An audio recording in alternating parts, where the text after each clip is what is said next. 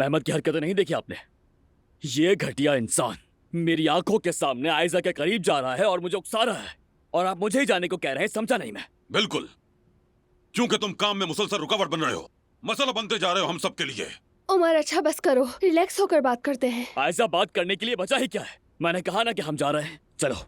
उमर, लगता है तुमने मेरी बात समझी नहीं है। अब प्रोजेक्ट में तुम नहीं हो, लेकिन आयजा है। क्या मतलब है आपका? आप मुझे इस फैमिली और इस कंपनी से निकालना चाहते हैं? ये मैं नहीं, खुद तुम चाहते हो। अगर तुम अपने जज्बात पर काबू नहीं रख सकते तो जाओ।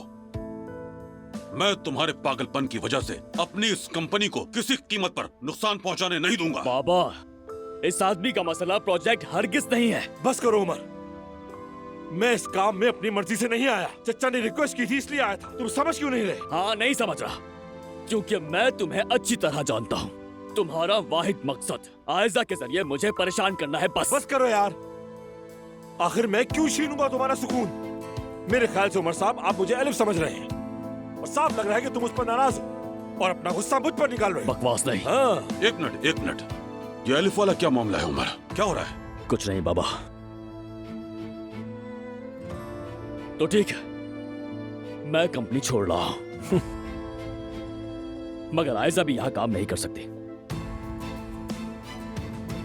ये भी मेरे साथ जा रही है। आयजा, चलो मेरे साथ। तुम कब से मेरे सामने सर उठाने लगे हो? हाँ? ये कंपनी, ये प्रोजेक्ट, यहाँ का एक मामूली पेपर क्लिप भी सब मेरा है, सब मैंने बनाया है। ये मेहनत की है दिन रात मैंने। तुम अपने बाप, अपने खानदान, बाबा, चचा, बाबा, चचा, हमीद अंकल, बाबा, बाबा, आप ठीक है ना? चचा, पानी लेकर आओ, जाओ। बाबा, मैं देख रही थी कि उबल रहा था, उबलता ही रहा। और फिर मैं और मेरे मरूम शौहर कभी केतली को देखते, कभी सास को, कभी केतली को, कभी सास को, कभी केतली को, कभी सास को, कभी। सर घूम रहा है मेरा, ये तो खत्म ही नहीं होगा। सब्र रखो। हाँ, तो थोड़ी देर बाद मेरी सास ने अपनी घड़ी देखी और फिर मरहुमा ने हमसे कहा, चलो केतली को चूल्हे से उतारो। हमने तो फौरन उतार दी। उसके बाद कहा कि अब कॉफी को प्यालों में डाल दो, तो हमने फौरन डाल दी। फिर कहा कि अब पियो और खुश होकर पियो। फिर? हाय, उसके बाद हमें अंडे छीलने को कह दिया, लेकिन अंडे आधे पके थे। क्या बताऊं कितनी मुश्किल से छिलका उतारा। हाय, क्या बताऊं मरहुमा को अंडे कितने पसंद थे। आधे उबले हुए अंडे खुशी से खाए उन्होंने, और मैंने एक भी नहीं खाया। या मेरे खुदा।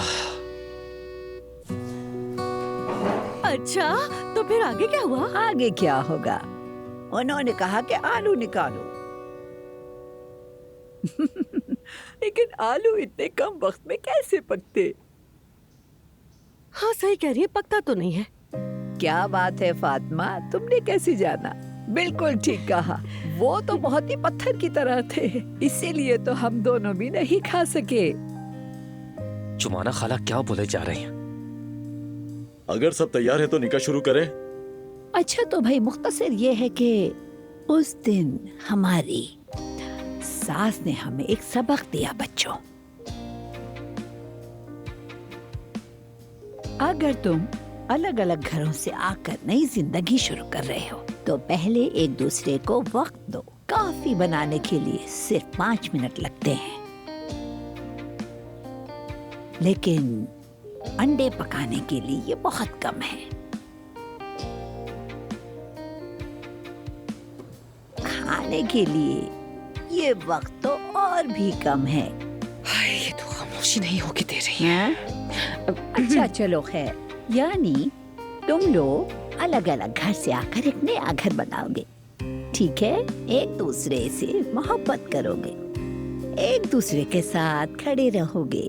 हाँ, बहुत से मसाइल आएंगे, कुछ 1 साल में हल हो जाएंगे और कुछ 1 ही दिन में हल हो जाएंगे, है ना?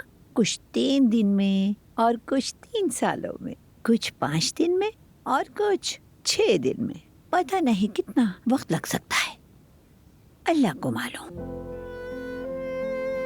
सोचो जरा, 1 दिन में मसला हल हो जाए तो ठीक है, अगर 1 दिन में मसला हल नहीं होता तो सालों लग जाते हैं। खाला ये बात बिल्कुल ठीक कह रही हैं। हाँ, 1 3 5, 1 3 5, 1 3 5, 1 3 5। मलाल साहिबा, आप ठीक तो है ना? क्या हो रहा है? खैर छोड़ो इन बातों को। कहाँ थी मैं? हाँ, यानी फिक्र मत करो, सब मसाइल हल हो जाएंगे, सब ठीक हो जाएगा। बस सब्र करना होगा, उसके बाद जिंदगी खुशी से गुजारोगे, ठीक है?